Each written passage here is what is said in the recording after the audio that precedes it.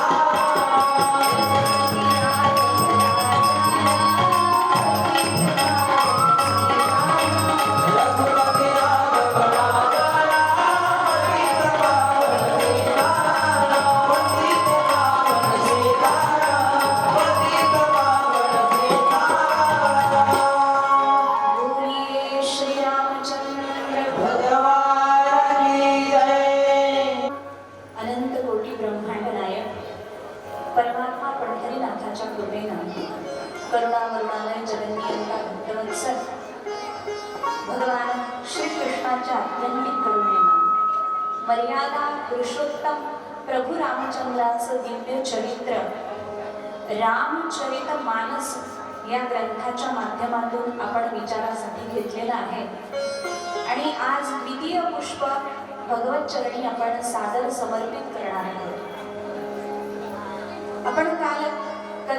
चर्चा करताना असं चिंतन केलं, रामायण शतकोटी अपारा किंवा चरितम रघुनाथस्य शतकोटी प्रविस्तरम. प्रभू रामचंद्राचं चरित्र हे 100 कोटी श्लोकांमध्ये आहे असं शास्त्र सांगतं. सांगण्याचं तात्पर्य एवढं आहे, करोडो श्लोकात जरी स्तुती केली, भगवंताच्या चरित्राला लिहिण्याचा प्रयत्न केला तरी ते चरित्र पूर्ण होत नाही.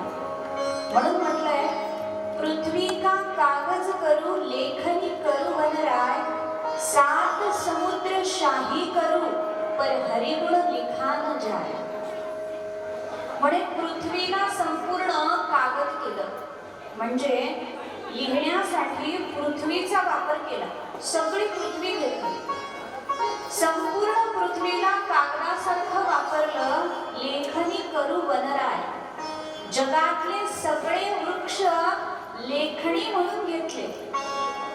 7 समुद्राची शाही केली लिहिण्यासाठी आणि लिहायला बसवलं प्रत्यक्ष सरस्वती मातेला. किती वेळ बसवलं? 7 ते 11 या वेळेत बसवलं का? म्हणे नाही, लिखती यदि गृहीत्वा शारदा सर्व कालम. सर्व काळ म्हणजे लिहितच बसली ती, तरी सुद्धा तदपि तव गुणानां ईश पारम नयाति. तिला सुद्धा तुझ्या गुणाचं वर्णन करणं भगवंता जमलं नाही. म्हणून म्हटलंय, योवा अनंतस्य गुणानंता. भगवंताचं एक नाव आहे अनंत. का अनंत? त्याच्या रूपाचा अंत नाही, त्याच्या गुणाचा अंत नाही, त्याच्या लीलांचा अंत नाही. म्हणून हरी अनंत, हरी कथा अनंता. मग असा तो परमात्मा आहे की त्याच्या गुणाचं वर्णन करणं सामान्य वाणीला शक्यच नाहीये. मग कुणी प्रश्न केला की अहो, जर सरस्वती मातेला ते जमत नाही तर तुम्ही व्यासपीठावर बसून काय करता? तुम्ही कसं वर्णन करता? मग त्याच्यासाठी आमचे गुरुजी उदाहरण द्यायचे. एक लहान मुल असतं आणि त्याचे वडील राजकारणामध्ये जर असतील तर त्याला त्याच्या समोर त्या वडिलांना त्याच्या म्हणत असतात लोक, साहेब तुम्ही खूप मोठे आहेत बरं, खूप मोठे आहेत बरं साहेब तुम्ही. मग ते बाळ, ते मूल ते ऐकतं आणि आजीकडे जातं आपल्या आणि आजीला सांगतं, आजी माझे बाबा खूप मोठे आहेत. मग आजी विचारते केवढे मोठे आहेत? ते लहान बाळ सांगतं एवढे मोठे आहेत. आता त्याचे छोटेसे हात किती पसरणार हो, पण त्यात सुद्धा ते म्हणतं की माझे बाबा एवढे मोठे आहेत. आजीला त्याचा भाव समजतो की याला म्हणायचं काय. मग आजी त्याला जवळ घेते, मस्तकावरून हात फिरवते आणि म्हणते, बाळ तुझे बाबा खूप मोठे आहेत बरं, तू सांगतो तेवढेच मोठे आहेत. तसं भगवंताच्या गुणाचं वर्णन शारदेला जरी शक्य नसलं तरी ज्याप्रमाणे बालकाचं वर्णन ऐकल्यानंतर ज्येष्ठांना श्रेष्ठांना आनंद होतो, तसं आपल्या बोबड्या वाणीला भगवान नाकारत नाही, स्वीकारता. म्हणून आपण वर्णन करायचं आहे. ज्ञानोबरांनी म्हटलं ना, बालक बोबडा बोली वाकुडा विचुका पावली, ते चोज करुनी माऊली विजे जेली. आपल्या बाळाला बोबडं बोबडं जरी बोलता आलं ना तरी आईला ते ऐकल्यानंतर खूप आनंद होतो. आई आई म्हणत ते आलं, बाबा बाबा म्हणत ते आलं, आईला खूप आनंद होतो. तसं आपण तोडक्या मोडक्या वाणीनं केलेलं वर्णनही आपल्या भगवंताला खूप आवडतं, कारण त्याचं हृदय हे आईचं हृदय आहे. आणि प्रत्येक लेकराविषयी आईला जसं कौतुक असतं तसं आपल्या सगळ्यांविषयी आपल्या परमात्म्याला कौतुक आहे. म्हणून कसंही म्हटलं, कशीही गुणगान केले तरी भगवान त्याला स्वीकारतात. याकरता श्री रामचरित मानसाचा विचार आपण करत आहोत. आणि रामचरित मानस हे तुलसीदासांनी का लिहिलं याचा आपण काल विचार केला. तुलसीदासजी कोण होते, त्यांचा जन्म कसा झाला, हे सगळं आपण काल पाहिलं. या रामायणामध्ये तुलसीदासजींच्या या रामचरित मानसामध्ये आपल्याला अनेक श्रोता आणि वक्ता यांच्या जोड्या सापडणार आहेत. त्यामध्ये पहिली जोडी आहे, वक्ता आहेत तुलसीदासजी स्वतः आणि आणि श्रोता कोण आहे? आपल्यासारखे सगळे श्रोते किंवा जेव्हा त्यांनी रामायण लिहिलं असं वर्णन आलंय की ते रामायण पहिल्यांदा हनुमानजींना ऐकवलं. तुमचं सगळ्यांचं लक्ष आहे का माझ्याकडे? वा वा. आता उद्यापासून सगळेजण काय करतील? भगवान यायच्या आधी इथं हजर राहतील. आजचं असं झालं की बाहेर आवाजच येत नव्हता की सुरू झाले का नाही झाले, त्यामुळे आपण थोडंसं गोंधळून गेलो. पण असं आहे, शास्त्रामध्ये नियम असा आहे की भगवंताला जी वेळ दिलेली असते, व्यासपीठावरून जी वेळ सांगितली जाते त्या वेळेच्या आधी 5 मिनिट आपण हजर राहिलं पाहिजे असा नियम आहे. तुम्ही मला एक सांगा, जर तुमच्या गावामध्ये पंतप्रधान येणार असतील आणि त्यांनी सांगितलं की अमुक अमुक वेळेमध्ये मी येणार आहे, मग पंतप्रधान आल्यानंतर येऊन बसल्यानंतर इकडं तिकडं गावात फिरायला लागल्यानंतर आपण जातो का? नाही.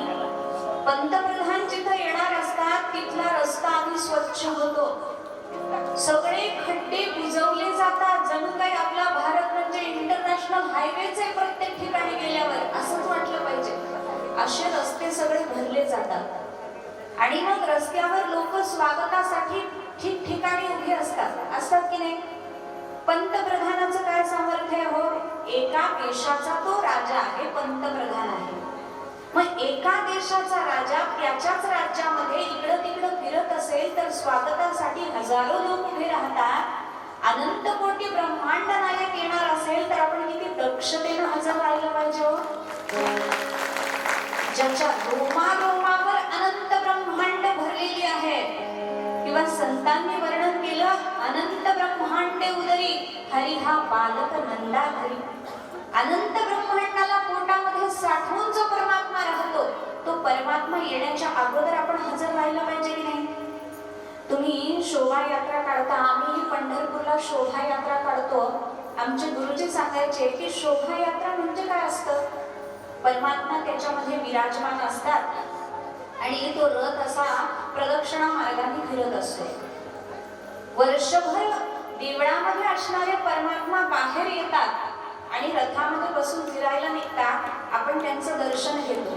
कशासाठी परमात्म्याची रथयात्रा होते?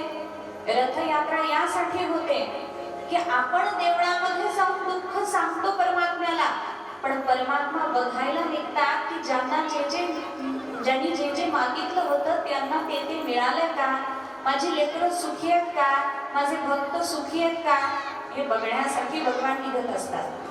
मग तसंच जेव्हा भगवान इथं येत असतात तेव्हा भगवंताला आपण दिसलो पाहिजे. अहो, माणसाच्या नजरेत आलं नाही तरी जमतं, फक्त भगवंताच्या नजरेत आलं म्हणजे काम होऊन जातं. लक्षात घ्या. याकरता भगवान जेव्हा इथं येत असतील, गोपाळ कृष्ण जेव्हा इथं येत असतील, रामचंद्र भगवान जेव्हा इथं येत असतील, तेव्हा आपण आधी हजर असलं पाहिजे. अंडरसूरच्या लोकांना जास्त सांगावं लागत नाही, ते नक्की उद्या याचं पालन करतील असा मला विश्वास वाटतो. काल मी शोभायात्रेतच तुमच्या गावची मनस्थिती जाणून घेतली. कशी मनस्थिती जाणून घेतली? जेव्हा शोभायात्रेत पहिल्या दिवशी आम्ही रथावर बसतो तेव्हा लोक त्या रथाकडे असं बघतात की परग्रहावरून कुणीतरी आलेलं आहे आणि रथामध्ये बसलेलं आहे, अशी इतकी गंभीर होऊन लोक बघत असतात. पण जेव्हा मी काल निघाले तेव्हा प्रत्येक माझ्या माता माऊलीच्या मुखावर प्रसन्नता होती, एक हास्य होतं. म्हणून तुमच्या भक्तीला, तुमच्या श्रद्धेला मी खरोखरच वंदन करते. पण आता 7 दिवस एक नियम करायचा. 6 वाजता जेवण करून घ्यायचे आणि 6 वाजता जेवण झालं की मग थोडंसं फ्रेश झालं, जेवल्या आलं तरी झोप येते. म्हणून जरा फ्रेश झालं की मग निवांत येऊन बसायचं आणि मग कथा ऐकायची, कथेचा पूर्ण आनंद घ्यायचा. असो, मग आता या रामचरित्र मानसाच्या काही श्रोता वक्त्यांच्या जोड्या आहेत. तर त्यातली पहिली जोडी आहे, वक्ता आहेत तुलसीदासजी. तुलसीदासजींनी हनुमानजींना रामायण सांगितलं पहिल्यांदा. हनुमानजींनी सांगितलं की हे अतिशय योग्य आहे. प्रत्यक्ष विश्वनाथांनी सुद्धा चमत्कार दाखवलेला होता, त्यामुळे हा पुरावा झाला होता हे प्रमाण झालेलं होतं. मग तुलसीदासजी वक्ता, हनुमानजी श्रोता, आणखीही काही संत श्रोता आहेत. ही पहिली जोडी झाली. तुलसीदासजींनी रामायण का केलेलं आहे याचं चरित्र आपण पाहिलं, पण तुलसीदासांनी स्वतः रामायणामध्ये त्याचा उल्लेख केलेला आहे. तो पुढे आपण श्लोक पाहणार आहोत. पण तुलसीदासांना जेव्हा विषयासक्त जीवन त्यांचं झालं, त्यांनी पत्नीच्या उपदेशानुसार भगवंताचे चरण धरले आणि भगवंताला ते शरण गेले. म्हणून शरणागतीची भूमिका जी मांडली ती वक्त्यांच्या या माध्यमातून किंवा वक्ता बनून शरणागतीची भूमिका तुलसीदासजींनी आपल्या समोर मांडलेली आहे. म्हणजे काय? शरणागती कशी करावी? तया अहंवाचा चित्तांग देवोनिया शरण रिध महोदधिका गांग निघाले जैसे. अहम वाचा चित्त आणि अंग देऊन भगवंताला कसं शरण जावं हे तुलसी रामायणामधून जर शिकायचं असेल तर ते तुलसीदासजींकडून शिकता येतं. म्हणून शरणागतीची भूमिका वक्ता म्हणून ज्यांनी मांडली ते आहेत तुलसीदासजी आणि श्रोता आहेत हनुमानजी, इतर संत. ही पहिली जोडी झाली. दुसरी जोडी आहे याज्ञवल्क्य आणि भरद्वाज यांची. वक्ता आहेत याज्ञवल्क्य ऋषी आणि श्रोता आहेत भरद्वाज ऋषी. या दोघांच्या संवादातून रामचरित्र मानसामध्ये कर्मकांड प्रकरणावर प्रकाश टाकला गेला. कर्मकांडाची भूमिका या दोघांच्या संवादातून मांडली गेली. पुढची जोडी आहे भगवान शंकर वक्ता आहेत आणि श्रोता आहे प्रत्यक्ष जगदंबा पार्वती माता. यांची ही जोडी आपल्याला रामचरितमानसामध्ये दिसणार आहे श्रोत्या वक्त्याची. जेव्हा जेव्हा भगवान शंकर रामचरित्राचं वर्णन करायला लागले त्यांनी ज्ञान भूमिकेतून रामायण मांडलं. म्हणून ज्ञान प्रधान रामायण जर असेल कुठं पाहायचं तर भगवान शंकराचा संवाद जो रामचरित्र मानसामध्ये वर्णन केलेला आहे त्याच्यामध्ये आपल्याला रामायणाची ज्ञान भूमिका पाहता येते. ही एक जोडी सांगितली.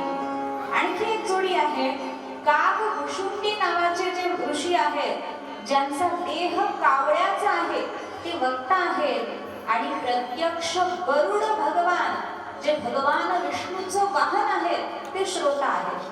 ही सुद्धा एक जोडी रामचरित मानसामध्ये आपल्याला दिसते.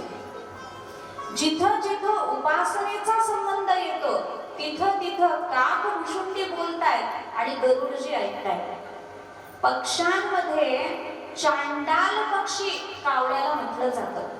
अत्यंत कनिष्ठ पक्षी असं कावळ्याला म्हटलं जातं.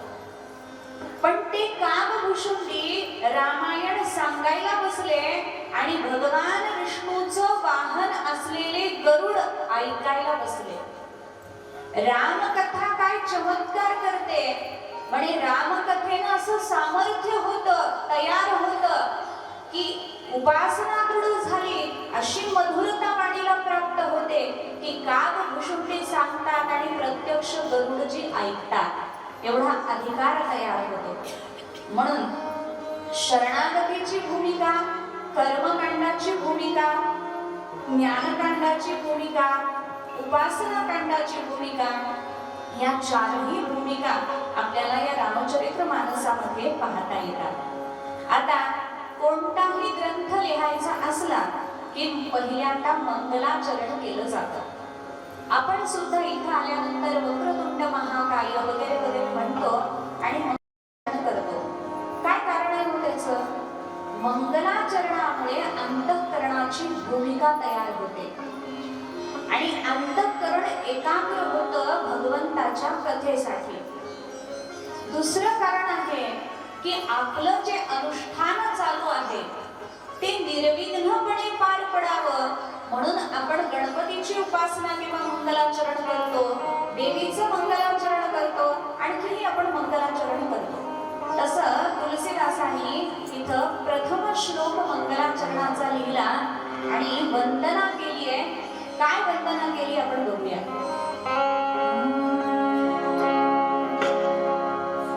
वर्णानां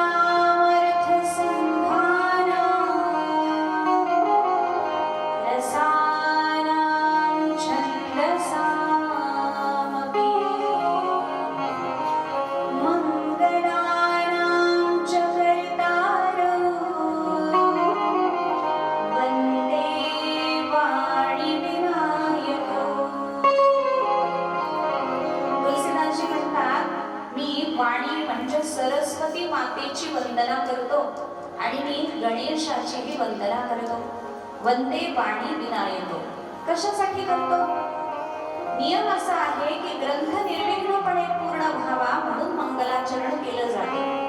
शास्त्र सांगतं आदि मध्यावसानेषु यस्य ग्रंथस्य मंगलम तत्पठनं पाठनाद वापी दीर्घायुर्धार्मिको भवेत्.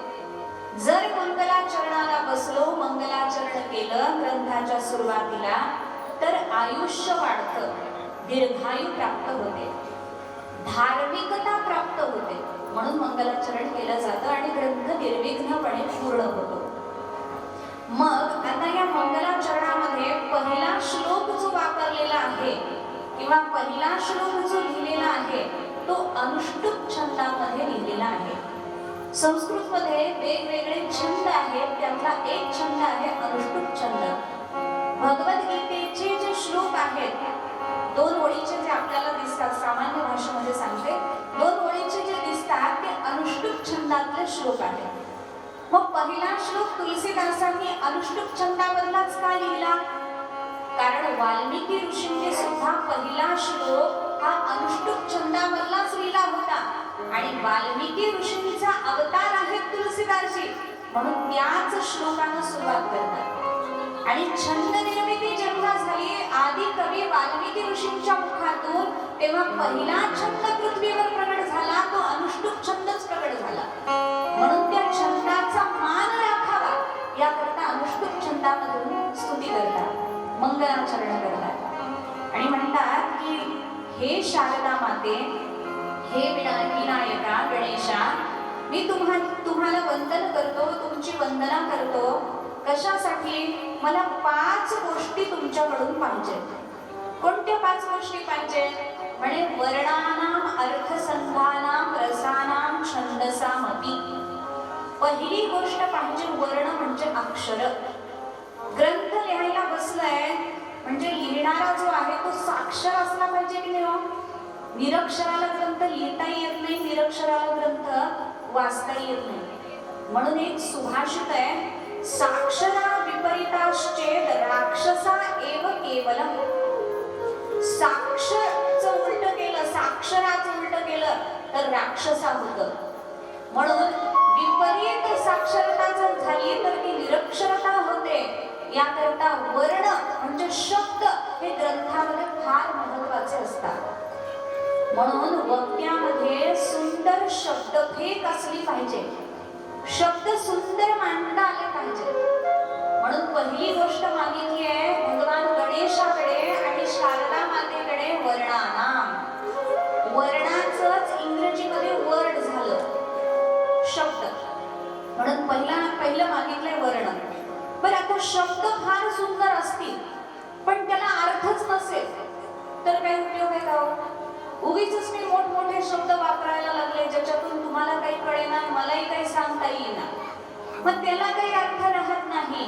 म्हणून शब्दाबरोबर अर्थ सुद्धा सुंदर असला पाहिजे, तेव्हा श्रोत्यांना आनंद होत असतो. याकरता दुसरी गोष्ट मागून घेतली, माझ्या मुखातून नुसते शब्द बाहेर पडू नये तर त्या शब्दाला एक अर्थ असावा, जो भगवंतालाही आवडावा, जो श्रोत्यांना आवडावा, जो संतांना आवडावा. म्हणून दुसरी गोष्ट मला द्या, अर्थ. बर, आता कविता करायची आहे, गद्यामध्ये ग्रंथ लिहायचा नाहीये, म्हणजे कविता आली पाहिजे. याकरता पुढची गोष्ट मागितली आहे छंद. छंद सुद्धा त्याच्यामध्ये वेगवेगळे असले पाहिजे. आता सांगितलं ना अनुष्टुप छंद, असे खूप छंद आपल्याकडे संस्कृत भाषेमध्ये आहेत. उष्णिक छंद आहे, गायत्री छंद आहे, बृहती पंक्ती छंद आहे, असे अनेक छंद आहेत. पण या सगळ्या छंदांनी माझ्या वाणीवर येऊन बसावं म्हणजे मला पद्य रचना कविता करता येईल. बरं, आता शब्द सुंदर आहे, अर्थही चांगला आहे, पण त्याच्यामध्ये रसच नसेल तरीही उपयोग होत नाही. सांगणाऱ्यांनी असं सांगावं, अंतःकरणामध्ये भाव निर्माण व्हावे, तर रस प्रकट व्हावा. आणि कथा करताना, कथा लिहिताना, ग्रंथ लिहिताना शृंगारवीर करुणा अद्भुत हास्य भयानकः बिभत्स रौद्रं शांतश्च काव्ये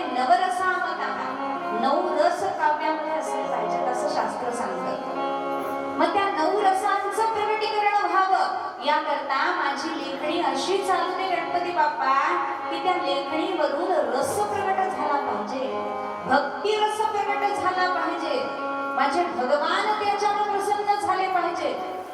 नाहीतर आता कवी फार झाले, घरोघरी झाले कवी, घरोघरी कवी झाले. उगी टलाट जोडायचं आणि कविता तयार करायची. आमचे गुरुजी सांगायचे कालिदास नावाचे कवी होते, त्यांची कीर्ती दूरवर पसरलेली आणि भोजराजाच्या पदरी ते असल्यामुळे त्यांना भोजराजा भरपूर बक्षीस द्यायचा आणि मग बाकीच्यांना वाईट वाटायचं. त्या गावामध्ये एक साधा मनुष्य राहत होता. त्याला वाटलं अरे कविता जर आपण केली तर कालिदासासारखे भरपूर पैसे आपल्याला कमवता येतील. म्हणून त्यानं विचार केला आज आपण दरबारात जायचं आणि दरबारात जाऊन राजाला कविता ऐकवायची म्हणे आणि पैसे घ्यायचे. मग आता कविता ऐकवायची तर आधी कविता करायची तरी कोणी घरी? कविता करता येत नसते.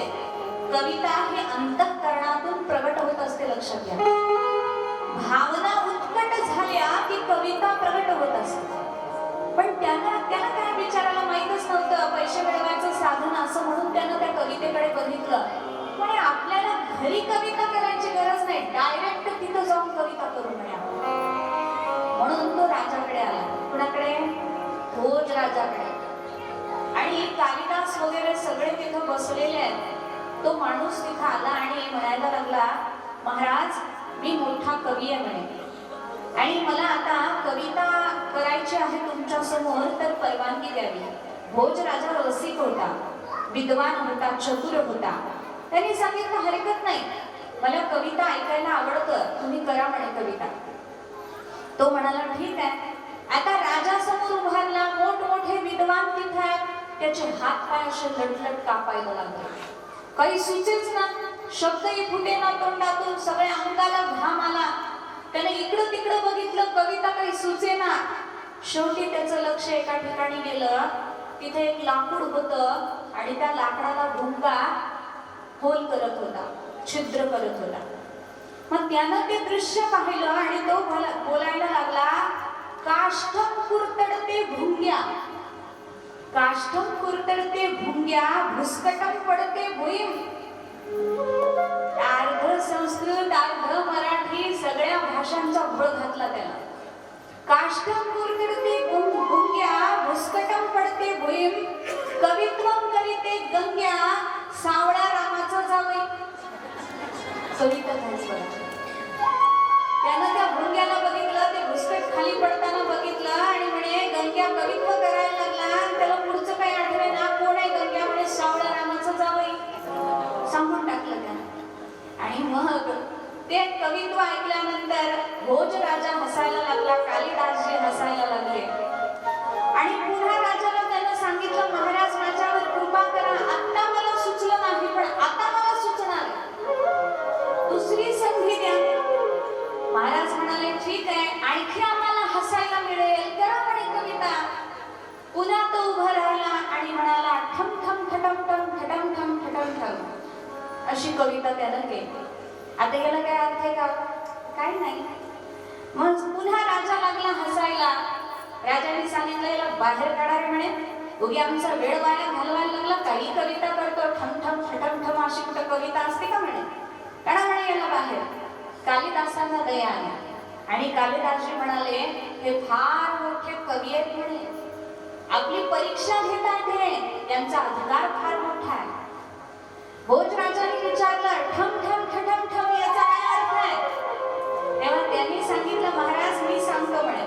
तेव्हा कालिदास बोलायला लागले रामाभिषेके जलमाहरंत्या, हस्ताच्युतो हेम घटो युवत्या, सोपान मार्गेण करोति शब्दम ठम ठम ठटम ठम ठटम ठम ठटम ठम.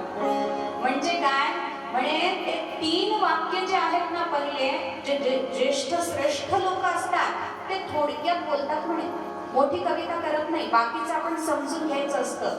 कोड वर्ड म्हणतात ना, कोड वर्ड, दृश्य वर्ड यांचे. मग राजाने विचारलं मग पहिल्या 3चा अर्थ सांगा, पहिले 3 कसे ओळखायचे? म्हणे महाराज यांना असं म्हणायचंय रामाचा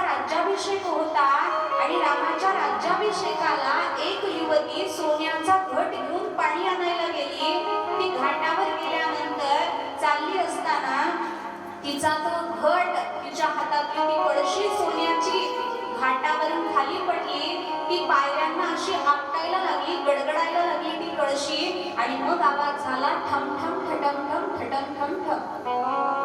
बघा बरं, कालिदासांचं ते ऐकल्याबरोबर भोजराजांनी सांगितलं या माणसाला पाहिजे तेवढं बक्षीस द्यायला मिळेल.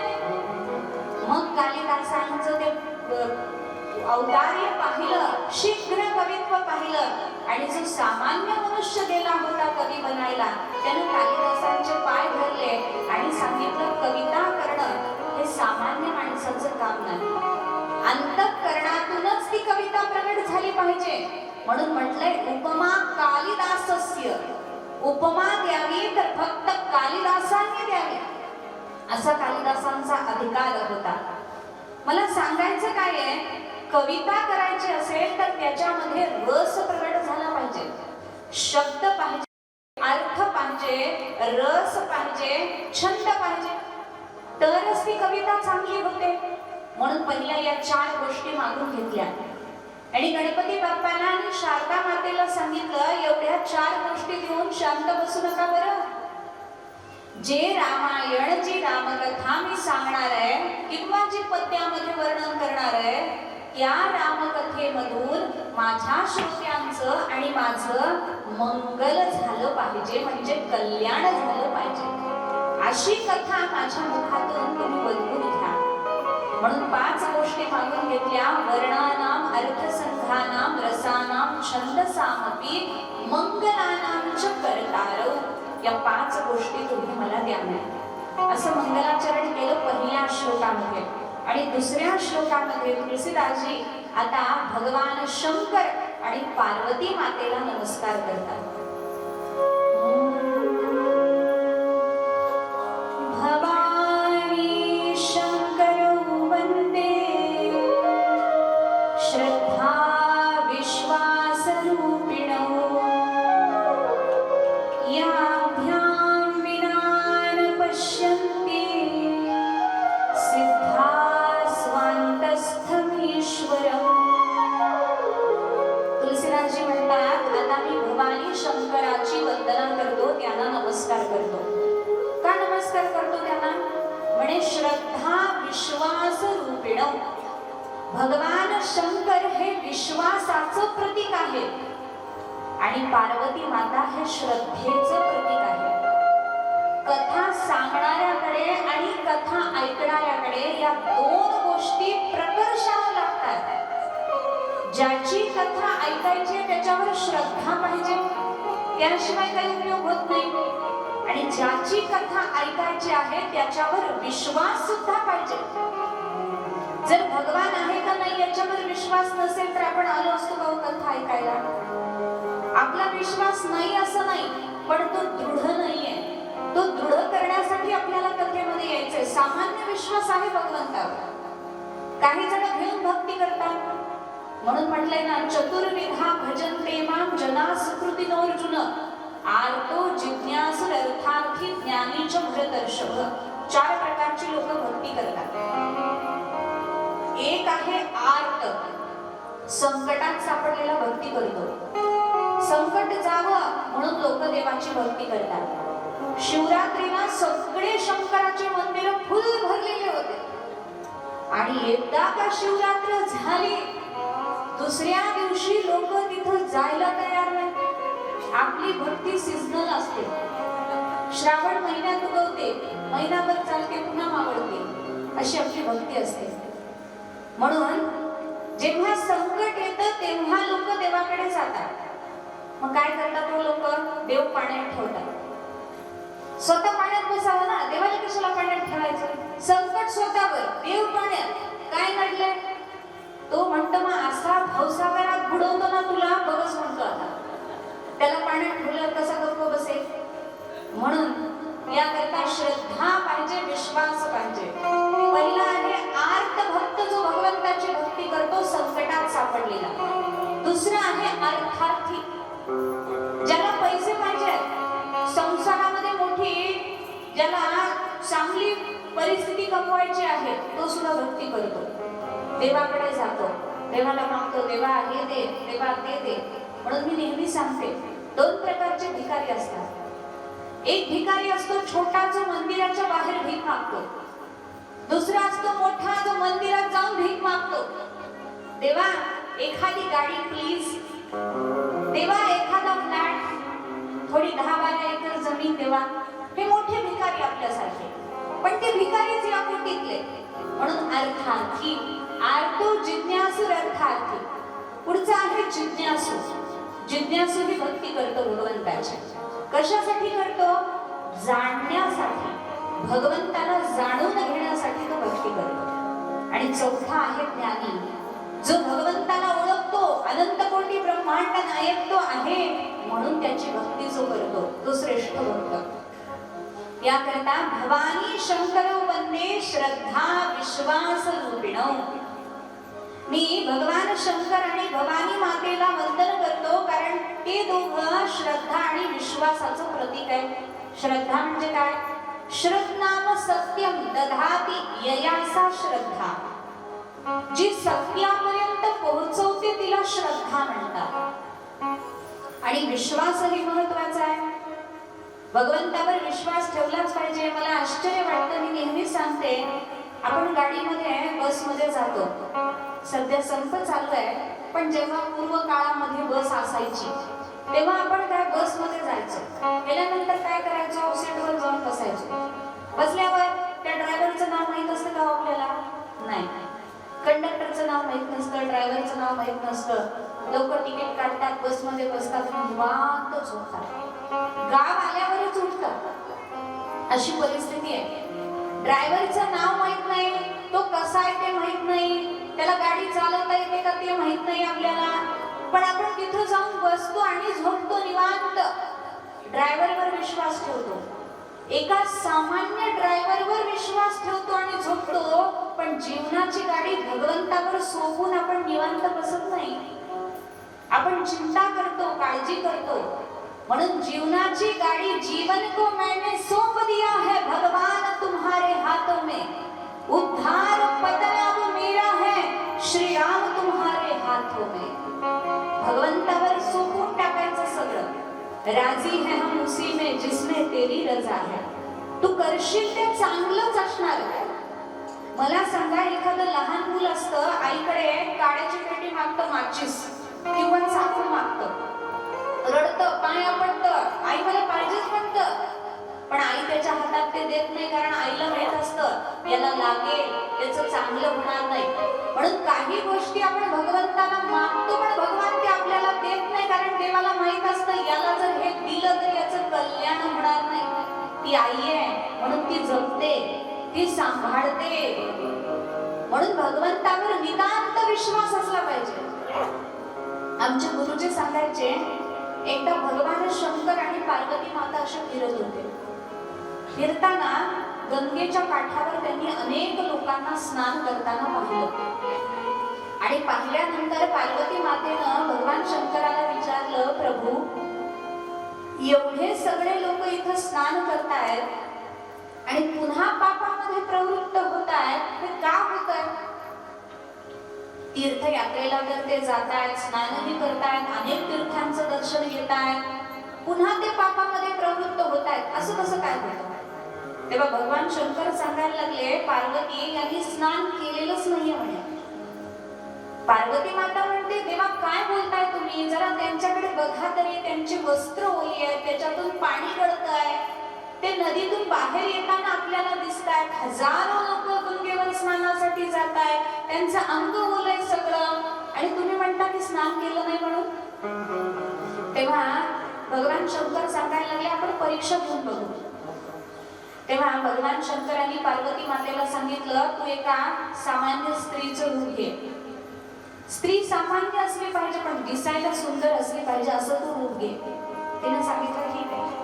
भगवान शंकरांनी एका म्हाताऱ्याचं रूप घेतलं. एक खड्डा तयार केला, त्याच्यामध्ये प्रभू पडले, चिखल आणि गाळ सगळा तिथं होता. आणि भगवान सांगायला लागले, आता तू ओरडायचं की माझ्या नवऱ्याला वाचवा, माझ्या नवऱ्याला वाचवा, असं ओरडायचं.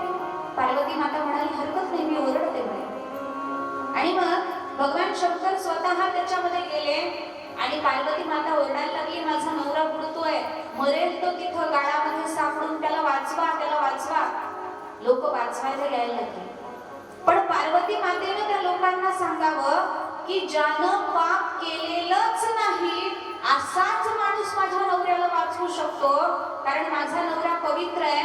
पापी माणसानं त्याला स्पर्श केला तर वाचवणारा जळून खाक होईल.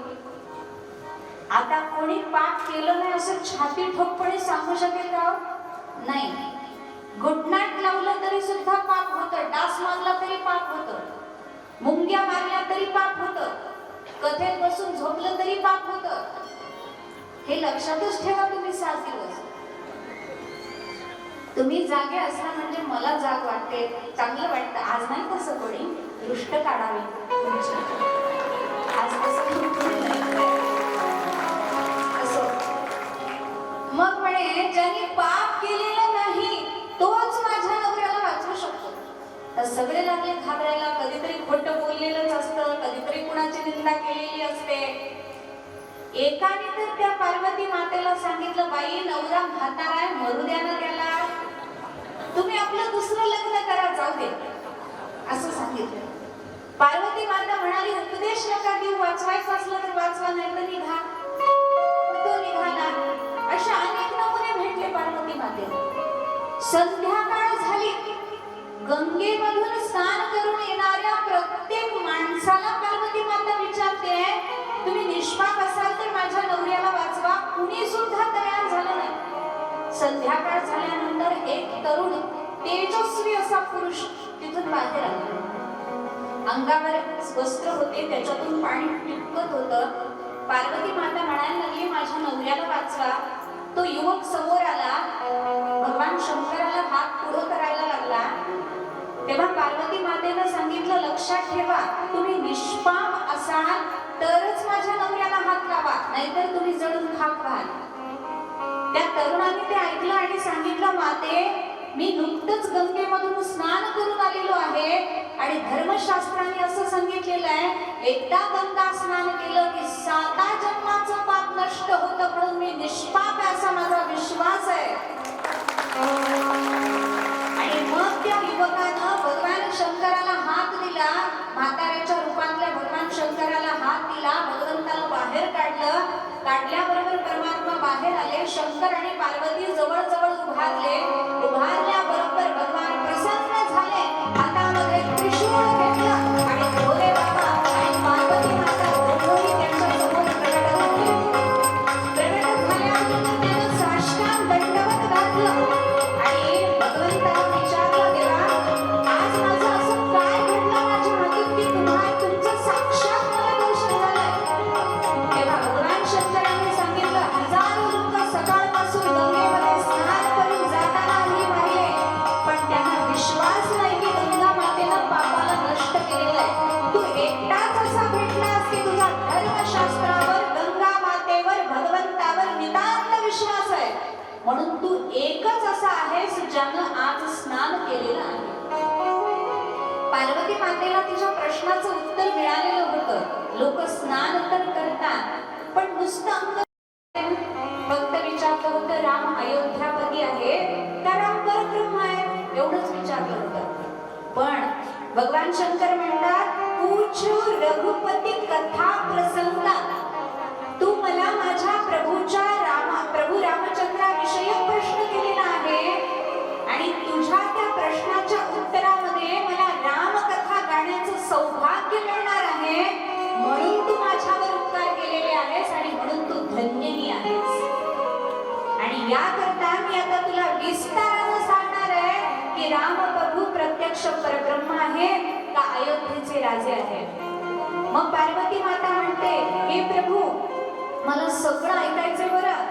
प्रभू रामचंद्राचा जन्म कसा झाला, त्यांचा विवाह कसा संपन्न झाला, त्यांना वनवास का झाला, रावणाचा वध त्यांनी कसा काय केला, सीतेचं अपहरण कसं झालं, सीतेला शोधण्यासाठी परमात्मा वृक्षांना का विचारत होते माझी सीता कुठे आहे. राम जर सर्व विश्वास नसतो की ही गंगा माता ही आपल्याला पवित्र करणारच आहे.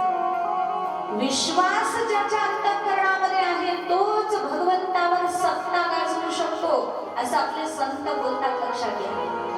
म्हणून विश्वास पाहिजे. याकरता तुलसीदासजी म्हणतात, भवानी शंकर वंदे श्रद्धा विश्वास रूपिणं. त्या श्रद्धा आणि विश्वासाचं प्रतीक असणाऱ्या भवानी शंकराला मी नमस्कार करतो.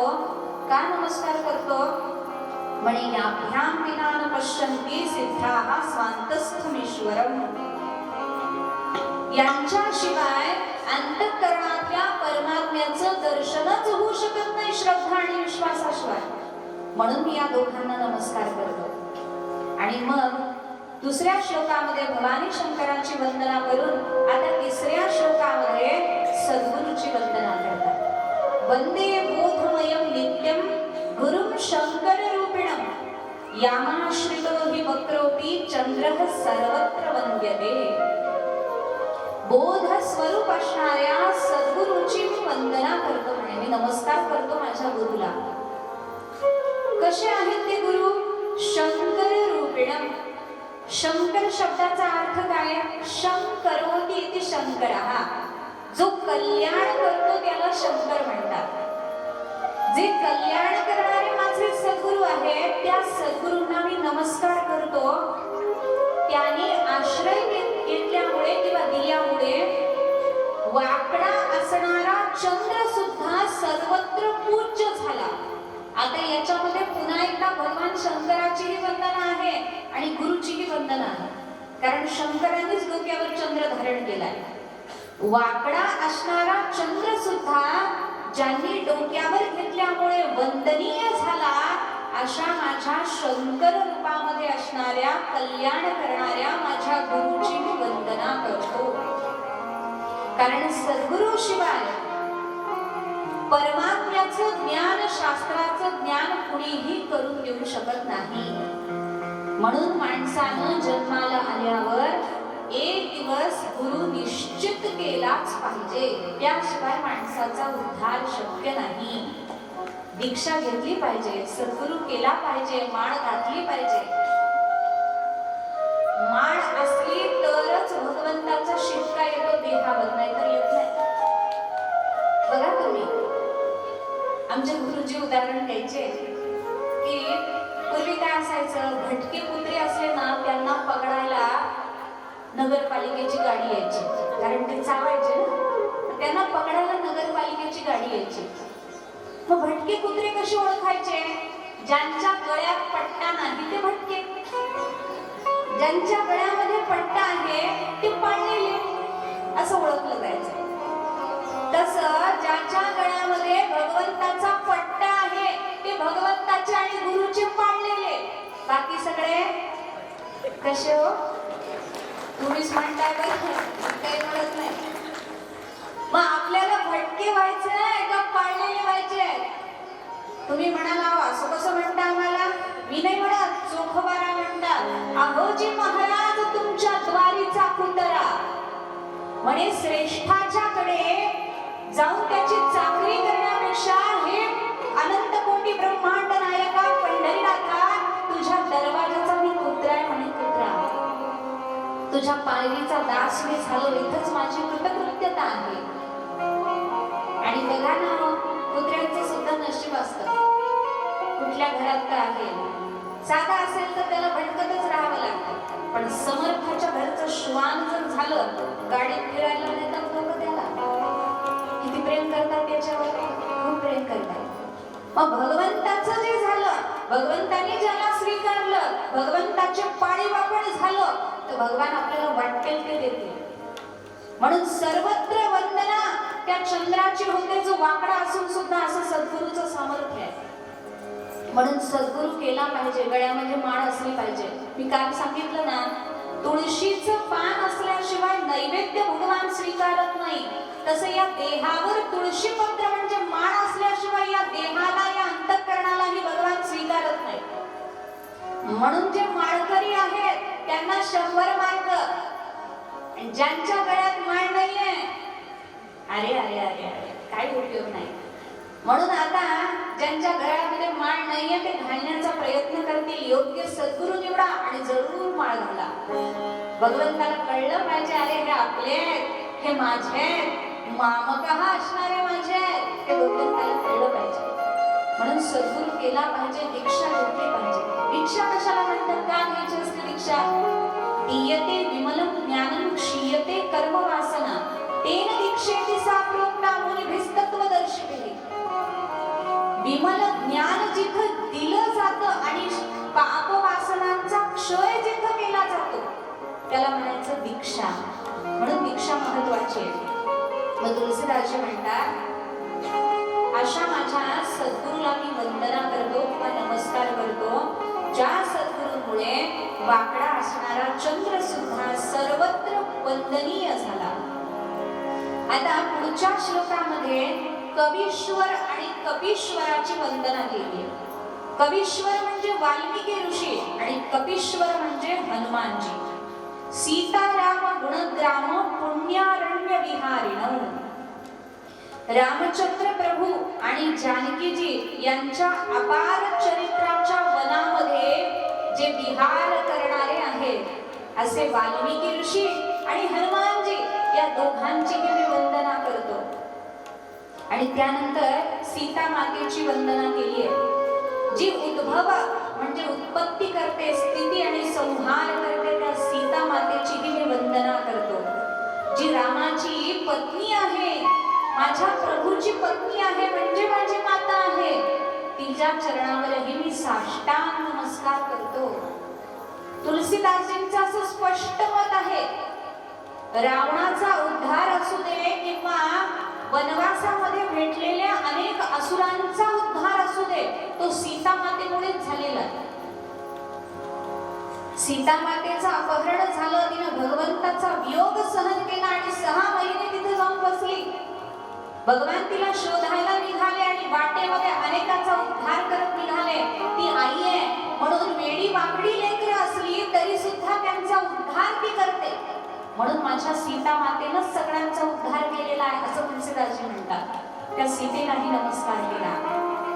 नंतर प्रभू रामजींची वंदना केली. मी राम नावाच्या किंवा ज्यांना सगळे राम म्हणून ओळखतात अशा माझ्या भगवंताला नमस्कार करतो. ब्रह्मादी सगळे देव, संपूर्ण ब्रह्मांड ज्याच्या ताब्यामध्ये आहे असे माझे प्रभू रामचंद्र आहेत. ज्यांची सत्ता सगळीकडे आहे असे माझे रामचंद्र आहेत. संसार सागरातून तारणारे माझे प्रभू आहेत. म्हणून त्या भगवंतालाही मी नमस्कार करतो. असं 7 श्लोकामध्ये मंगलाचरण केलेलं आहे. भागवताचं मंगलाचरण एका श्लोकामध्ये आहे, पण तुलसीदासांनी 7 श्लोकामध्ये मंगलाचरण केलं. 7 श्लोकामध्ये का केलं? रामायणामध्ये 7 कांड आहेत आणि एकेका कांडाचं प्रतिनिधित्व एक श्लोक करतो, म्हणून 7 श्लोक केलेले आहेत. ज्ञानाच्या 7 भूमिका सांगितलेल्या आहेत. शुभेच्छा, सुविचारणा, तनुमानसा, सत्वापत्ती, असंसक्ती, पदार्थाभाविनी आणि तुर्यगा. या 7 भूमिका तिथपर्यंत जीव जावा आणि तुर्यगा अवस्थेपर्यंत पोहोचावा याच्यासाठी 7 श्लोक तुलसीदासांनी केले. किंवा रामप्रभूचा अवतार हा 7वा अवतार आहे म्हणून 7 श्लोक केले. किंवा विद्वान सांगतात की आठवड्याचे दिवस असतात 7. या 7ही दिवसामध्ये रामचरित्राचं वर्णन व्हावं आपल्याकडून, म्हणजे अखंड व्हावं याकरता 7 श्लोक केले. आणि असं मंगलाचरण करून आता भाषा मंगलाचरणाकडे वळतात. ते आपल्याला बघायचंय. आता कथेमध्ये प्रवेश करायचा आहे. थोडा वेळ नामस्मरण करू आणि मग पुढच्या कथेकडे वळू. मेरे तो आधार सीताराम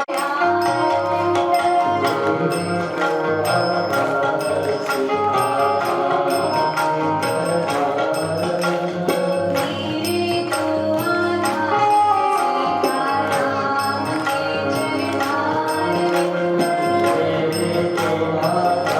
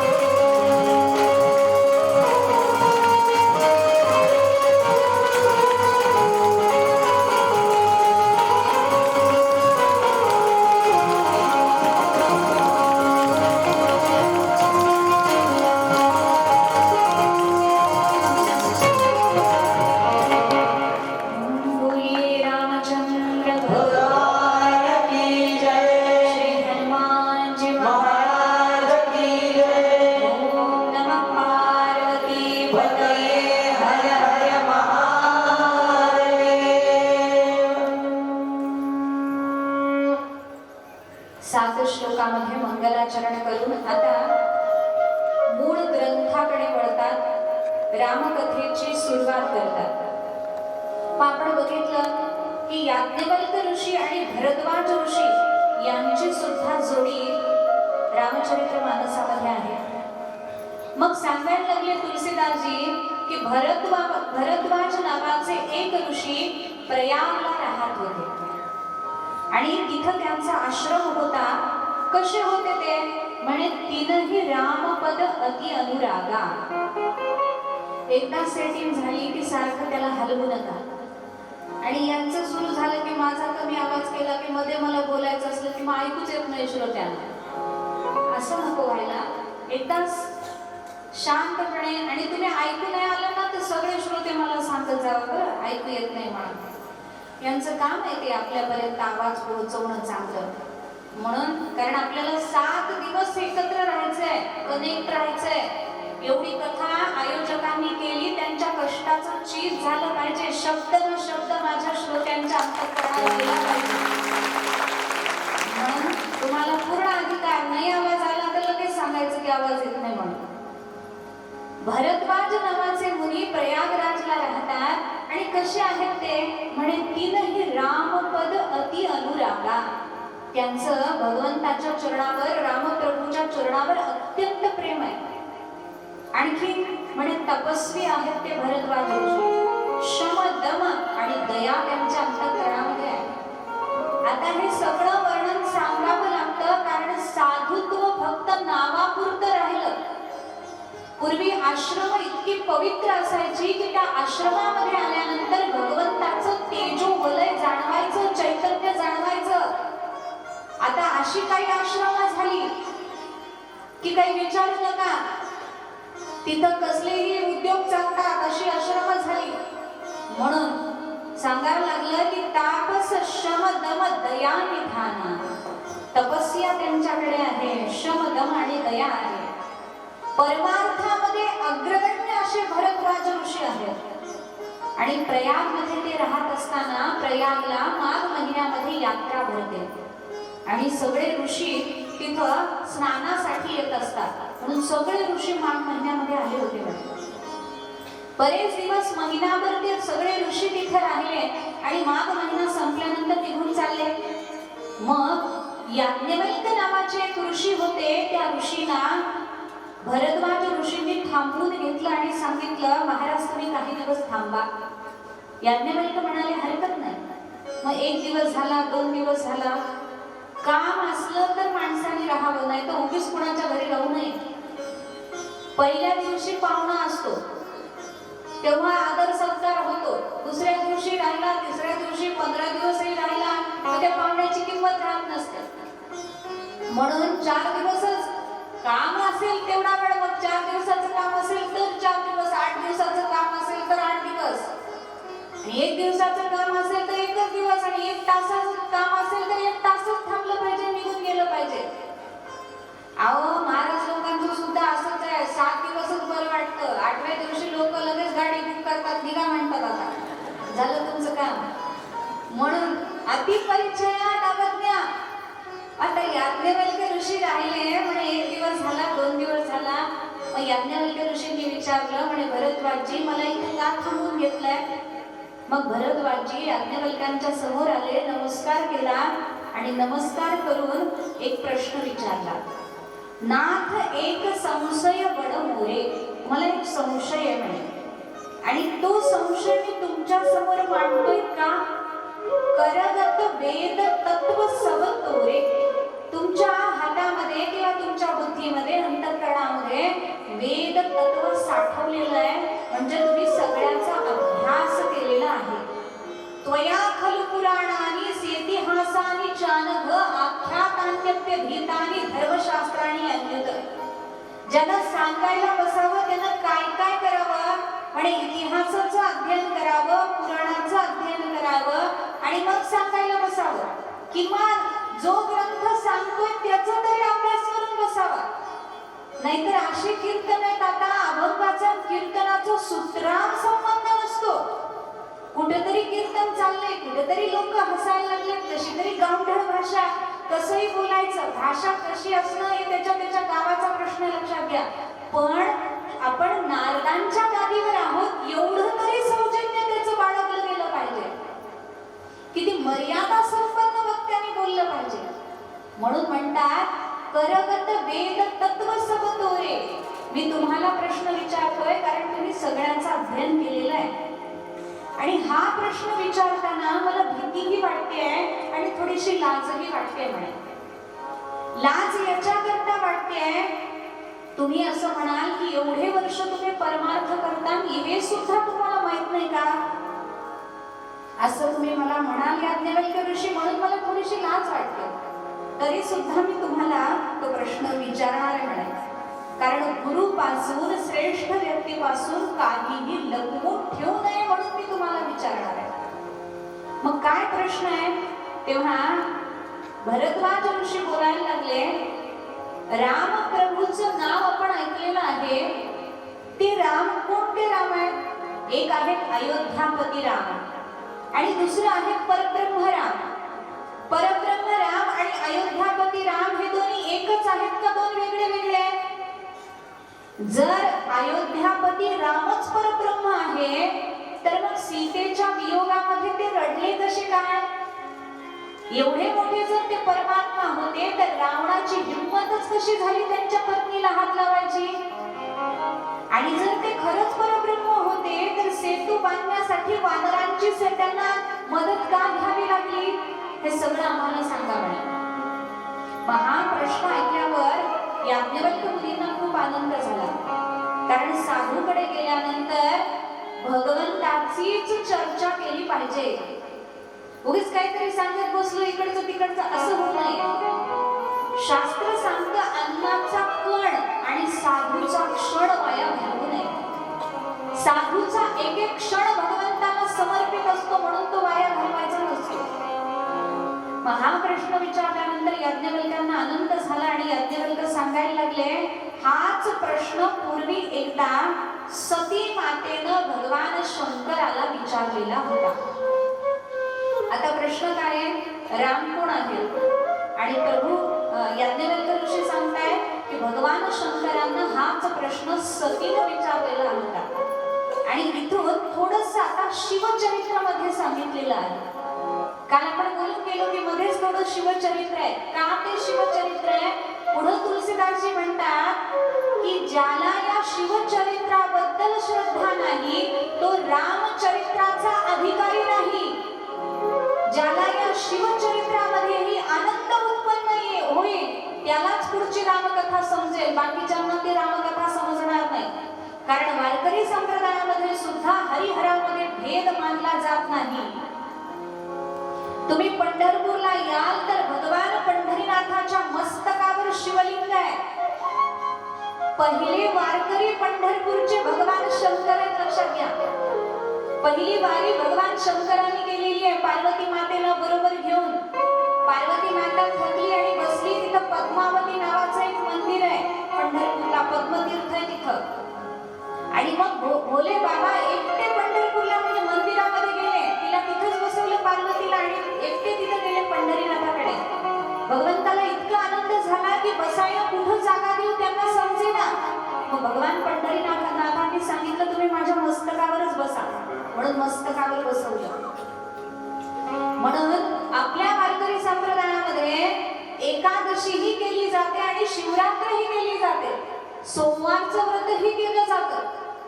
कारण आपण हरिहरामध्ये भेद पाहत नाही. भगवान शंकर प्रभू रामचंद्राचं भजन करतात. वैष्णवानां यथा शंभू म्हटलेलं आहे. सर्वश्रेष्ठ वैष्णव जर कोण असतील तर भगवान शंकर आहे. म्हणून तुलसीदासजी म्हणतात ज्यांना भगवान शंकरावर प्रेम नाही त्यांना रामचरित्र ऐकण्याचा अधिकार नाही. आणि कुणालाही चरित्र सांगू नये. ज्याचा अधिकार आहे त्याला सांगावं. कुणाला काय सांगावं, कुणाला काय सांगू नये याचं सुद्धा शास्त्र आहे. ना पृष्ठं कस्यचित् ब्रूयात् न च अन्यायेन पृच्छति. एखाद्याने विचारलेलं नाही आपल्याला, उगीच त्याला आपण सांगायला लागलो. अहो ऐका, बळजबरीनं त्याला बसवायचं, तुम्हाला ऐकावंच लागेल बरं असं म्हणून जर ऐकवलं तरी त्याला शून्य किंमत असते. ज्याने विचारलंय त्याला सांगावं. आणखी हे शास्त्र सांगतं एखादा समोरचा आलाय जो विचारायला लागलाय पण आपली परीक्षा घ्यायसाठी विचारतो त्यालाही उत्तर देऊ नये. त्याला सांगावं की बाबा तू शहाणा आहे, जा तुझ्या घरी, पाठवून द्यावं त्याला. आपण वेडेपणा पांघरावा पण त्याला उत्तर देऊ नये. अभक्ताला कधीही कथा सांगू नये असं शास्त्र सांगतं. म्हणून भगवंतांनी गीता सांगितल्यावर अर्जुनाला सांगितलं इदं ते ना तपस्काय ना भक्ताय कदाचन. अतपस्वी असणाऱ्याला अभक्त असणाऱ्याला ही कथा ही गीता अर्जुना सांगू नकोस. जे भगवंताचे भक्त आहेत त्यांनाच कथा सांगितली गेली पाहिजे. म्हणून याज्ञवल्क्य ऋषींना खूप आनंद झालाय कारण राम विषयक प्रश्न विचारलेला आहे. आणि मग भरद्वाजींना याज्ञवल्क्य ऋषी म्हणतात की तुम्ही धन्य आहात. हाच प्रश्न एकदा सतीनं भगवान शंकराला विचारलेला होता म्हणून तोच आता त्याच प्रश्नाचं उत्तर जे त्यांच्या संवादातून निर्माण झालं ते मी तुम्हाला सांगतो. म्हणजे एकदा असं झालं एक बार त्रेतायुग माही शंभू गए कुंभज ऋषी पायी. त्रेतायुग आलं म्हणे. आता त्रेतायुग आलं म्हणजे माझ्याकडे बघताय ना सत्य त्रेता द्वापर आणि कली ही 4 युग पुन्हा पुन्हा फिरत असतात. ही 4 युग एकदा फिरली की एक मनवंतराचा भगवान पंढरीनाथ 28 युग पंढरपूरला उभे आहेत. युगे 28 विटेवरी उभा म्हणजे काय कृत त्रेता द्वापर आणि कली हे 28 वेळा फिरलेले युग. 4,32,000 वर्षाचं कलियुग असतं लक्षात घ्या. खूप मोठी मोठी संख्या आहे त्या युगांची. आणि जेव्हा त्रेतायुग एकदा चालू होतं म्हणे त्या त्रेतायुगामध्ये भगवान शंकर अगस्त्य ऋषींच्याकडे गेले. आणि अगस्त्य ऋषींच्याकडे गेल्यानंतर बरोबर घेतलं होतं ते सती मातेला. तिला यायचं नव्हतं पण बळजबरीनं घेतलं होतं. चल म्हणे फिरायला जाऊ जोडीनं म्हणून तिला घेतलं आणि अगस्त्य ऋषींकडे गेले. गेल्यानंतर अगस्त्य ऋषींना रामकथा सांगायला सांगितली. त्यांनी रामकथा सांगायला सुरुवात केली पण सतीचं मात्र त्याच्यात लक्ष नव्हतं. सती काय करत होती कधी कधी तिला झोप लागायची, कधी कधी ती घड्याळाकडे बघायची, कधी कधी कोण येतंय कोण नाही ते बघायची, कधी कधी शेजारचीनं कशी साडी घातली ते बघायची. मग असं तिचं लक्ष वेगळं होतं. आणि म्हणून भगवान शंकराने तरी कथा ऐकली पण सतीनं नीट कथा ऐकली नाही. म्हणून मी नेहमी सांगते आपण कथेत असणं वेगळं, कथा आपल्यात बसणं वेगळं.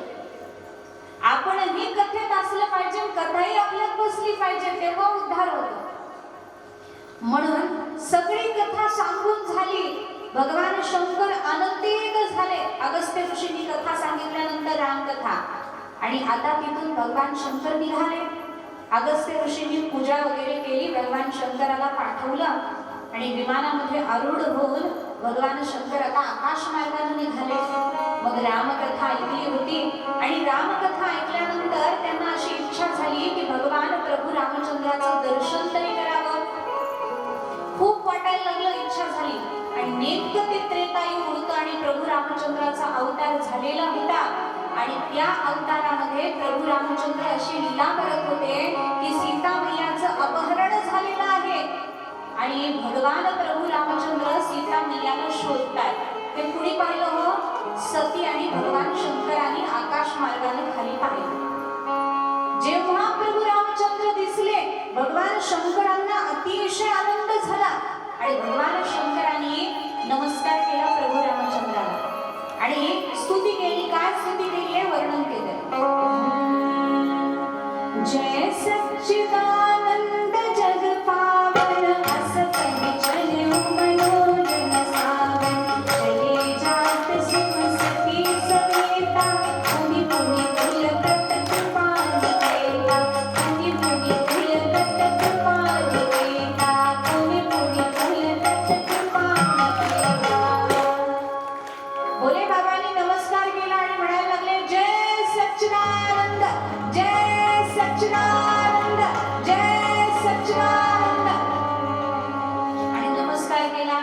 नमस्कार पुन्हा पुन्हा करायला लागले. सती काय करते, एकदा भोले बाबांकडे बघते आणि एकदा प्रभू रामचंद्राकडे बघते, एकदा भोले बाबांकडे बघते, एकदा प्रभू रामचंद्राकडे बघते आणि म्हणते, स्वामी तुम्ही कुणाला नमस्कार करता? कुणीतरी एक मनुष्य पृथ्वीवर तो झाडांना विचारतोय की माझी बायको बघितली का, माझी बायको बघितली का, इकडे तिकडे फिरतोय, त्याला तुम्ही जय सच्चिदानंद म्हणून नमस्कार करताय? भगवान शंकरांनी सांगितलं, नाही ग सती, हे साक्षात परब्रह्म आहे. परब्रह्म पत्नीला शोधण्याचं नाटक करताय म्हणे. अगं सती, अभिनय असा करावा, अभिनय म्हणजे ऍक्टिंग. शुद्ध मराठी बोलल्यावर कळत नाही म्हणून सांगावं लागतं. ऍक्टिंग अशी करावी म्हणे की रिअल वाटली पाहिजे, खरी खरी वाटली पाहिजे. आणि भगवंतासारखं ऍक्टर दुसरं कोणी नाहीये, अभिनेता दुसरं कोणी नाहीये. म्हणून शुकाचार्यांनी भागवताच्या दशमस्कंदाच्या 21व्या अध्यायामध्ये भगवंताला म्हटले, नटवर वपुः. देवा तू नाटकी आहेस, नाटकी नट आहेस, मोठा श्रेष्ठ नट आहेस, असं म्हटलं देवाला. म्हणून सती मातेला सांगायला लागले, सती अगं हे नाटक चाललंय म्हणे सगळं.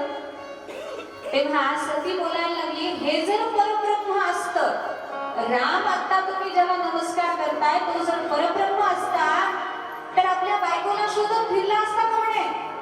जो सर्वांतर्यामी आहे, चराचरातलं कणाकणातलं ज्याला कळतं, तो हे सीते म्हणून रडत कशाला बसेल?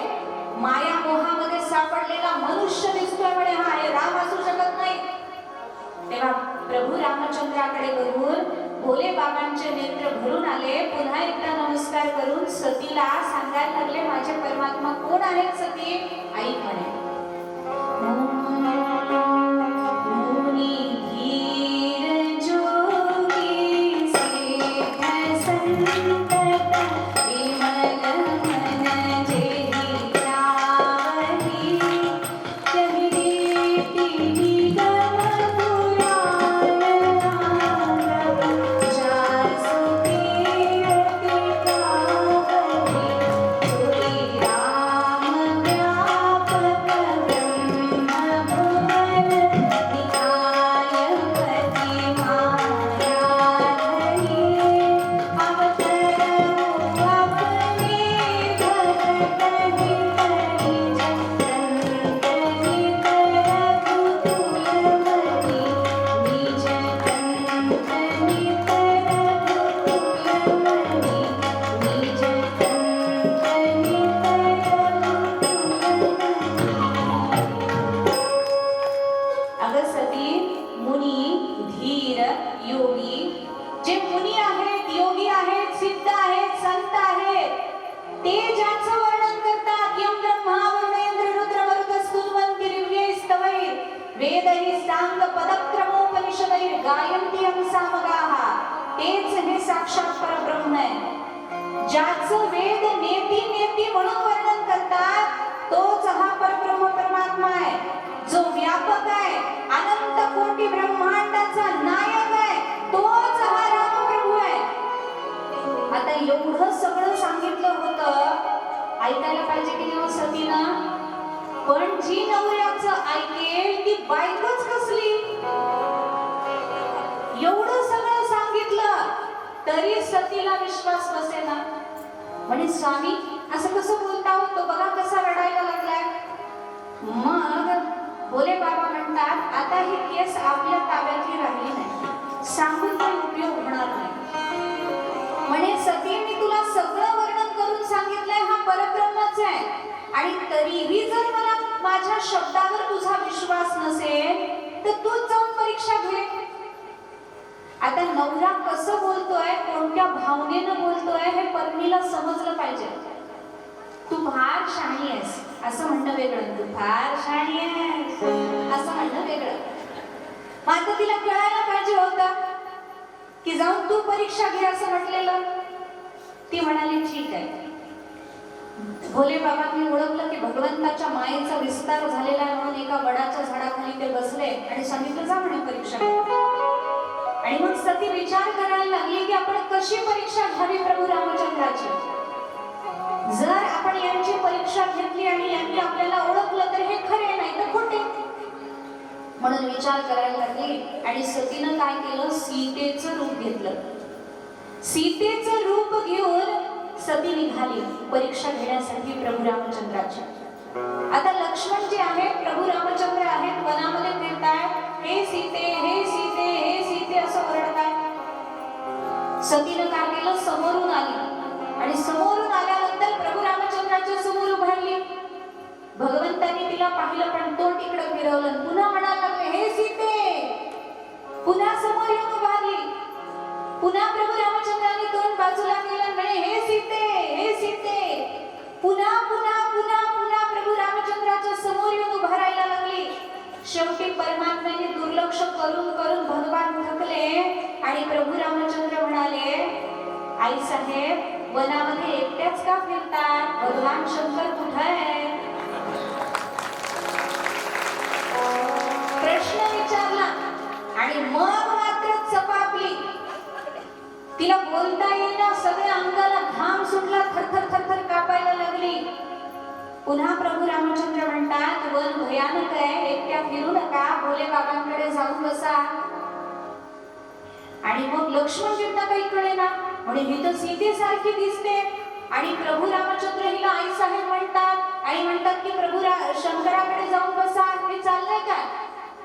मग लक्ष्मणजींनी प्रभूला विचारलं, भगवान, ही तर सीता माता दिसते, तुम्ही तिला आई साहेब कसं काय म्हणता? भगवंतांनी सांगितलं, ही सीता दिसते पण नाहीये. कशी नाहीये?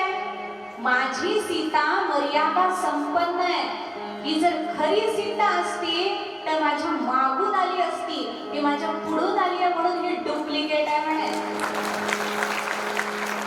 खरी पत्नी काय करते? पतीच्या मार्गाचं अनुसरण करते, पतीच्या पुढं पुढं नाही चालत, त्याच्या माग माग चालते, कारण ती पतिव्रता असते. म्हणून भगवंतांनी सांगितलं, ही खरी नाही आहे, ही सती माता आहे, भगवान शंकराची भारी आणि ती मला पूजनीय आहे, आई सारखी आहे. मग सती घाबरली. सती आता निघाली, काही बोलली नाही. प्रभू रामचंद्राकडून निघाली, थोडीशी पुढे आली, घाबरली होती. तिला समजलं की प्रभूने आपल्याला ओळखलेलं आहे म्हणून सहज मागं वळून पाहिलं. मागं वळून पाहिल्याबरोबर तुलसीदासजी बोलतात, चमत्कार झाला. झाडा झाडामध्ये, पाना पानामध्ये धनुष्यबाण धारण केलेले दिव्य परब्रह्म स्वरूपामध्ये प्रभू रामचंद्र तिला दिसायला लागले.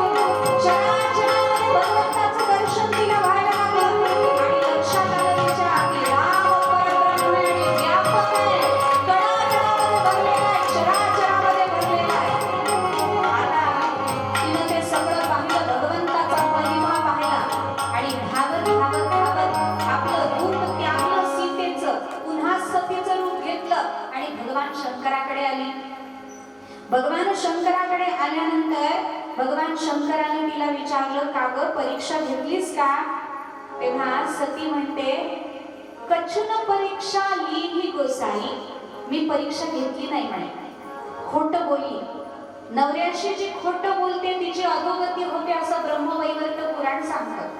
म्हणून नवऱ्याशी कधी, बघा सगळे एकमेकीच्या तोंडाकडे कठीण झाला. असं नाहीये बरं की फक्त बायकांनीच खरं बोलायचं, इकडं काही खोटं बोलायचं कॉन्ट्रॅक्ट नाहीये, खरंच बोललं पाहिजे सगळ्यांनी. पण पती पत्नींनी एकमेकाशी व्यवहार करताना सत्याचाच व्यवहार केला पाहिजे असं शास्त्र सांगतं. कारण संसार हा विश्वासावर टिकलेला असतो. विश्वास असेल तर संसार टिकतो. संशय आला की संसार मोडतो आणि इथं तेच झालेलं आहे. सांगतात की ते परब्रह्म आहे, पण सतीला संशय आला. संशयाहुरी थोर आणिक नाही पाप घोर, जे विनाशाची वावर प्राणी असे. संशयात्मा विनश्यती असं शास्त्र सांगतं. मग सती बोलते की कछुन परीक्षा लीनी गोसाई, मी काही परीक्षा घेतली नाही म्हणे. मग काय केलं? काही नाही म्हणे, जाऊन नुसता नमस्कार केला प्रभू रामचंद्राला आणि परत आले. भगवान म्हणतात, मी एवढं सांगितलं होतं हिला की हे परब्रह्म आहे, तिचा विश्वास नव्हता बसला, परीक्षा घ्यायला गेली होती, वाटे तिला असा कोण गुरु भेटला की तिला खात्री पटली की हे परब्रह्म आहे म्हणून नमस्कार करून आली कशी काय ही? मग प्रभू भगवान शंकराला ते खरं वाटलं नाही, म्हणून भगवान शंकराने काय केलं, नेत्र बंद केले आणि विचार करायला सुरुवात केली की हिनं काय केलं. अंतर्यामी आहेत ते, सर्वज्ञ आहेत. भगवान शंकरांनी नेत्र बंद केल्याबरोबर त्यांच्या लक्षात आलं की सतीनं सीतेचं रूप धारण करून भगवान प्रभू रामचंद्राची परीक्षा घेतलेली आहे. भगवान शंकर उद्विग्न झाले आणि तिथंच भगवान शंकराने प्रतिज्ञा केली, सतीनं सीतेचं रूप घेतलं म्हणजे आता ही मला मातेसारखी पूजनीय झाली. आता मी पत्नीचा संबंध हिच्याशी ठेवू शकत नाही, म्हणून मी मनोमन हिचा त्याग करतो. आणि ती प्रतिज्ञा झाल्याबरोबर 33 कोटी देवतांनी भगवान शंकरावर पुष्पवृष्टी केली आणि प्रतिज्ञेचं कौतुक केलं. प्रभू आपण धन्य आहात, आपल्या भक्तीची उच्चता श्रेष्ठता जगाला आपण दाखवली. सतीनं खोटं जरी सीतेचं रूप घेतलं तरी ती पूजनीय झाली, म्हणून आपल्या प्रिय पत्नीचा त्याग तुम्ही केला. भक्तीमध्ये ही मर्यादा असली पाहिजे हे जगाला तुम्ही दाखवलं म्हणे. आणि मग सतीला काही समजेना, काय प्रतिज्ञा केली काही समजेना. उद्विग्न झाली, अस्वस्थ झाली. भगवान शंकर काही बोलत नव्हते. जरी सतीनं अपराध केलेला होता तरी तू असं केलेलं आहेस असंही भगवान शंकर तिला बोलले नाही. कारण तुलसीदासजी म्हणतात की प्रभू रामचंद्राची माया आहे हे भगवान शंकरांना माहिती आहे, म्हणून काही बोलले नाही. आणि कैलास पर्वतावर आले. कैलास पर्वतावर आल्याबरोबर भोले बाबांनी समाधीमध्ये स्वतःला गुंतवून घेतलं. किती वर्ष समाधीमध्ये बसले म्हणे, 87,000 वर्षाची समाधी लावली. 87,000 वर्ष समाधीमध्ये बसले. सतीशी एक शब्द बोलले नाही. सती माता तशीच आहे, सेवा करते, काही बोलत नाही, पण दुःख अंतःकरणामध्ये पतीवर अविश्वास दाखवला. भगवंताची परीक्षा घ्यायला निघालो, एवढे मोठे झालो का आपण. उद्विग्नता आहे. आता भगवान आपल्याला स्वीकारत नाहीयेत हेही तिला समजलेलं आहे. काय करावं तिला समजत नाहीये. 87,000 वर्ष झाल्यानंतर भगवान आता शंकर भगवान समाधीतून बाहेर आले. आणि त्याच काळामध्ये सतीचे जे पिता आहेत दक्ष, त्यांना मोठा अधिकार प्राप्त झालेला होता.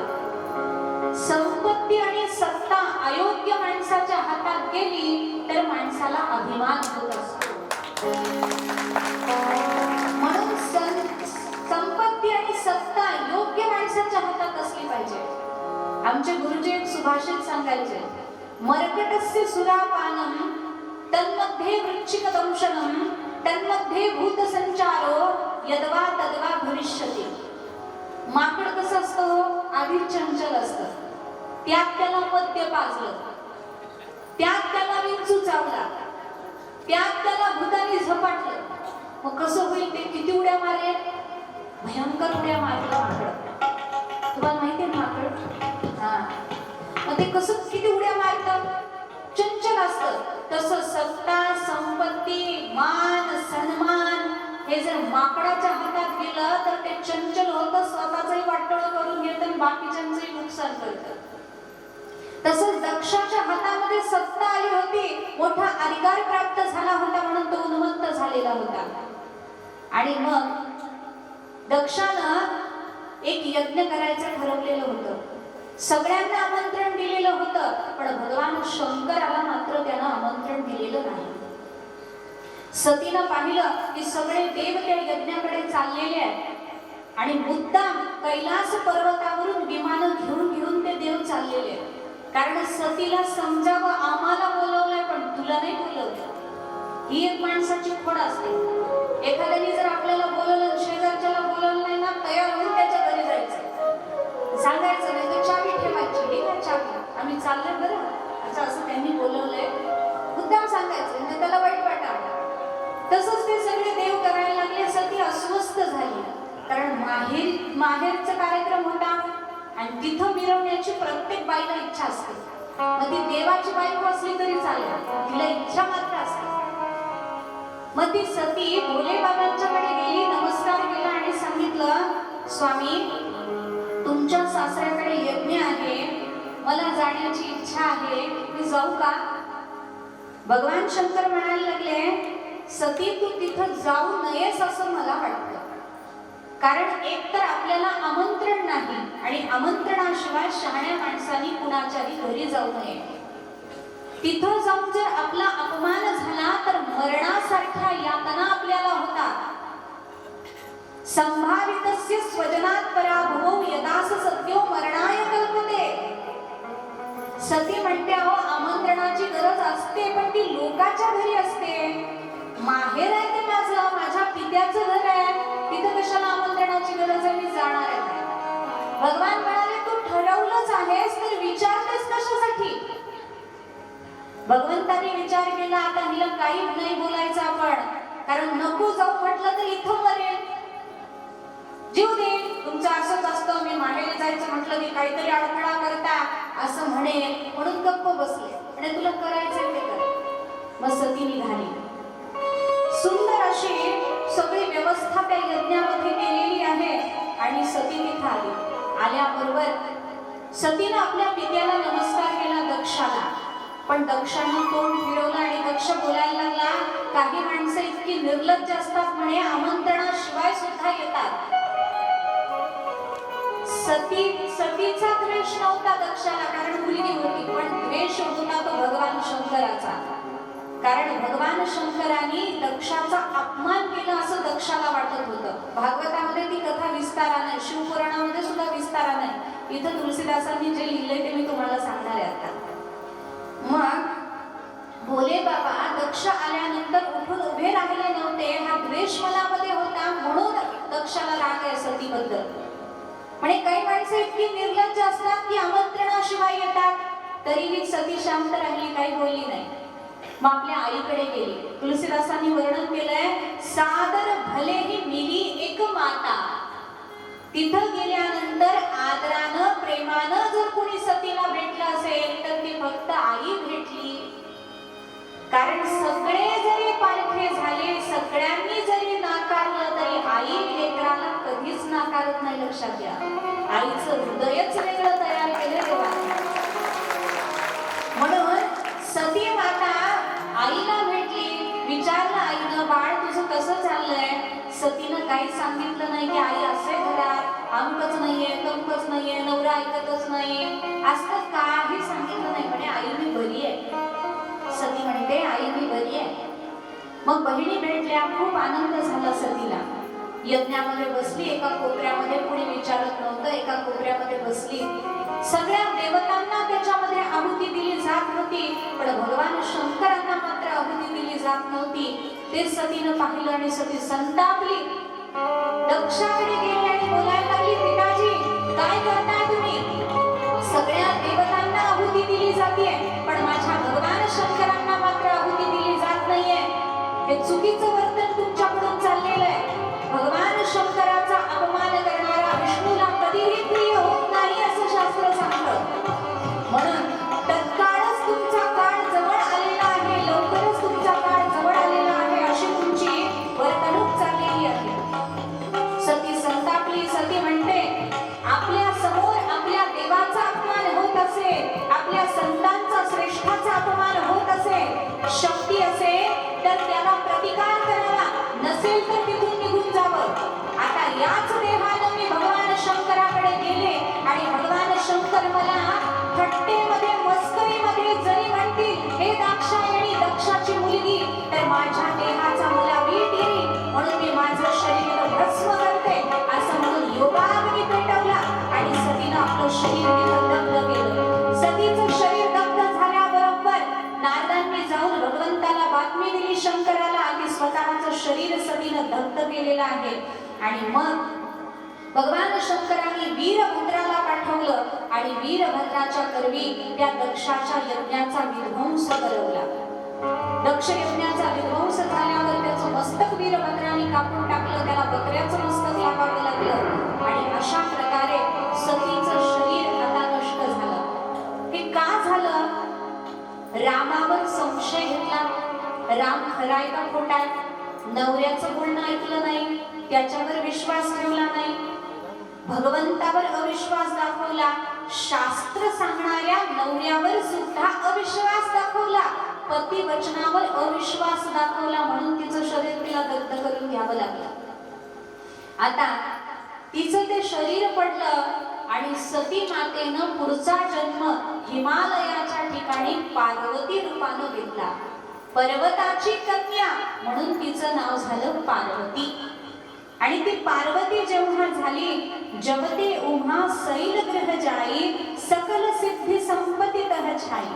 पार्वतीचा जन्म झाल्यावर सगळ्या सुख संपदा हिमालयाकडे आल्या आणि आनंदी आनंद व्हायला लागला.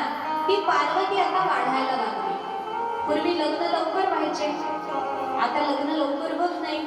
बालविवाह करावा का न करावा हा व्यासपीठावरून बोलायचा विषय नाही, पण तरी सुद्धा एक वेगळा विचार तुमच्या समोर मांडते. पूर्वी लग्न लवकर झाल्यामुळं काय व्हायचं, ती स्त्री किंवा ती मुलगी सासरीच रमायला शिकायची.